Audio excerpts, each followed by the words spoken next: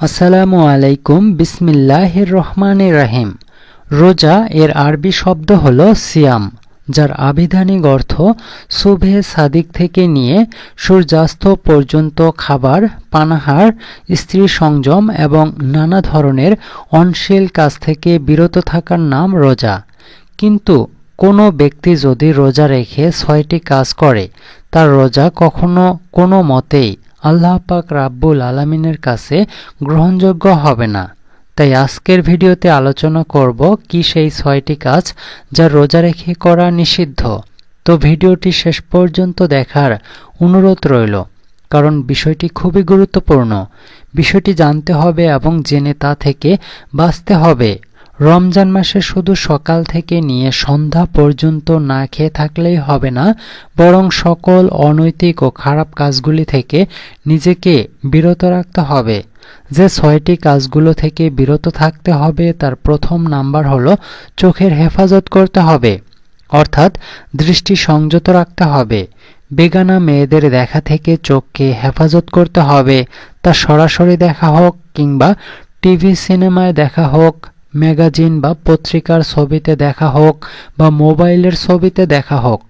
অনেকে রোজা রেখে অবসর সময়ে তো নাটক সিনেমা দেখে কাটায়, আবার অনেকেই সারাদিনে মোবাইলে ফেসবুক, হোয়াটসঅ্যাপ, টুইটার, চ্যাটিংয়ে ইত্যাদির মাধ্যমে পুরো দিনটাকে অতিবাহিত করে দেয়।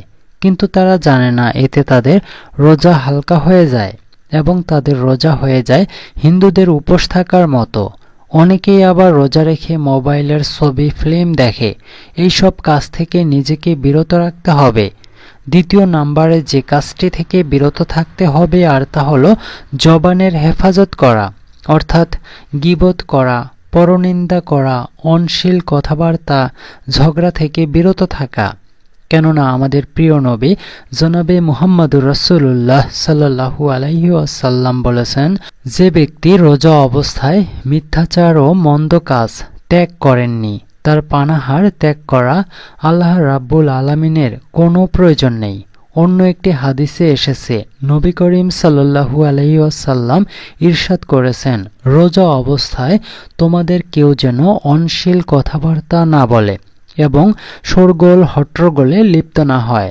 যদি কেউ তার সঙ্গে গালাগালি করতে চায়, ঝগড়া করতে চায়, মারামারি করতে চায়, তবে সে যেন বলে আমি রোজাদার। এই হাদিস থেকে বোঝা যায় রোজা অবস্থায় মারামারি ও ঝগড়াঝাটি তো দূরের কথা, শোরগোল হট্টগোল করা রোজা আদবের পরিপন্থী। অতএব সকল রোজাদারকে এই সব থেকে বিরত থেকে সর্বদা জিকির ও কোরআন তেলাওয়াতের মাধ্যমে নিজের মনকে তরতাজা করতে হবে।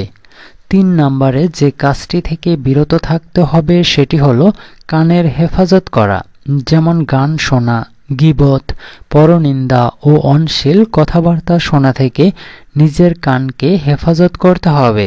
৪ নম্বরে যে কাজটি থেকে নিজেকে বিরত রাখতে হবে সেটি হলো অন্যান্য অঙ্গ প্রত্যঙ্গ থেকে নিজেকে বিরত রাখতে হবে, যেমন হাত, পা ইত্যাদিকে গুনাহ এবং খারাপ কাজ থেকে বিরত রাখতে হবে। ৫ নম্বরে হলো অন্তরকেও সব রকমের গুনাহ থেকে বিরত রাখতে হবে, যেমন গুনাহের কল্পনা করা, পেছনের গুনাহ স্মরণ করে স্বাদ গ্রহণ করা, অহংকার, হিংসা, কুধারণা ইত্যাদি থেকে অন্তরকে হেফাজত করতে হবে। ৬ নম্বরের গুরুত্বপূর্ণ একটি বিষয়, আর সেটি হলো সেহরি ও ইফতারে হারাম আহার পরিহার করা।